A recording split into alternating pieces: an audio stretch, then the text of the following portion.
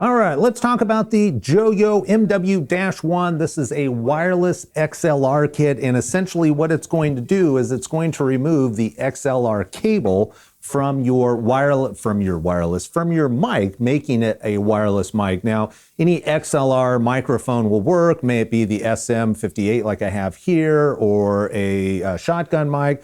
As long as it's XLR, it works. So, got a nice little packaging in the box. It has preformed cutouts that are specific for each receiver and transmitter because they are a different size. And if I can get these out, it's a tight fit in here. And then there's also a cable, and it's kind of a nice cable because it's a USB-C or a USB-A to 2 USB-C, so you can actually charge both these units at the same time. So nice little feature there. In this video, I want to talk about what these do, how they do it, pros and cons, and I want to give you a side-by-side comparison of what the SM58 sounds like wired, and then also what it sounds like with these little buggers here. So this is 5.8 megahertz. So one of the things you have to be careful of is any other devices such as wireless routers that are working in the 5.8 megahertz. It could interfere. However, there are 4 channels on these. So if you have just one pair, you can actually switch through the channels automatically, or you could buy 4 pairs of these, put them each on different channels, and as long as nobody else around you is on one of these 4 channels, you could actually run 4 of these at a time. So think about like red carpet interviews. You don't want to have a wire hanging around. You get 2 of these set up, and this is one of the things that we do here. I produce some shows, and we go out and we do remote interviews, and these are really nice. I always bring cables as backup, but not having wires is an awesome deal.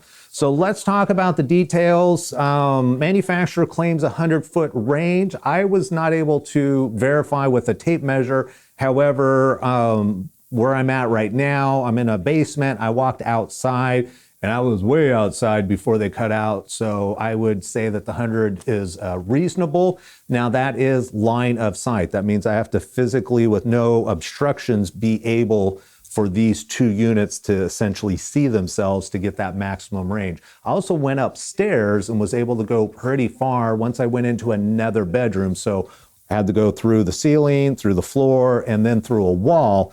That's when they cut out on me that way. So you can go through walls, but I wouldn't go too far. These are USB rechargeable, which I mentioned. The manufacturer claims 3.5 to 5 hours. I've only used them in scenarios where we've had about an hour's worth of use. Never had any issues. And that's assuming that they're fully charged. As far as some of the technical stuff, these are rated at less than 5 milliseconds. So that's you don't have to do any post correction or anything at that point. The mind and ear are not going to notice any delays in that. And the sample frequency is 48K, which is really high, and it's a 24-bit. So very high quality audio is going out. This is actually higher than what you would listen to on a CD as an example.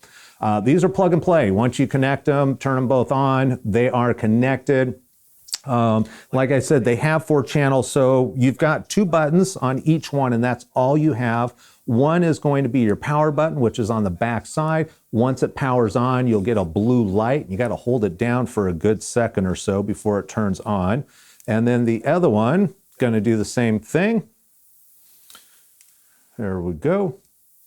Apparently I didn't hold this one down long enough. There we go. So you can see that the green light's on and they're blue. If I want to change the channel, there is a button right here underneath the green light.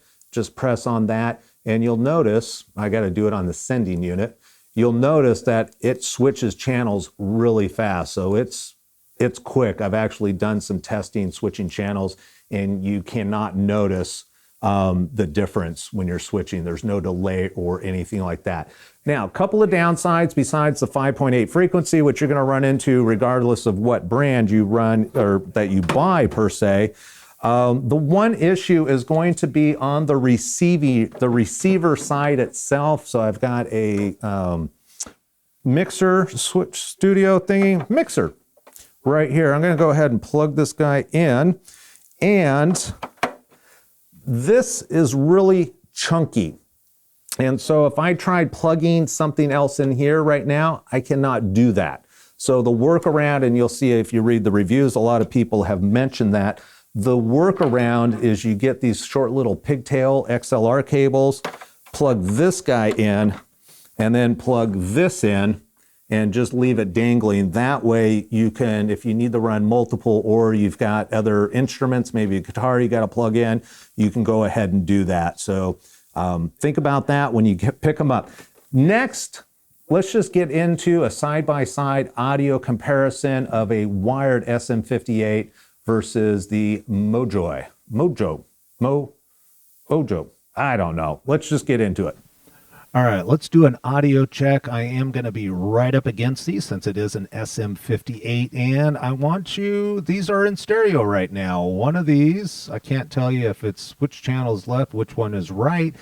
However, these are both on right now. I tried to get the audio balanced on the preamp as much as possible. And do you hear a noticeable difference? Let me give you a silence.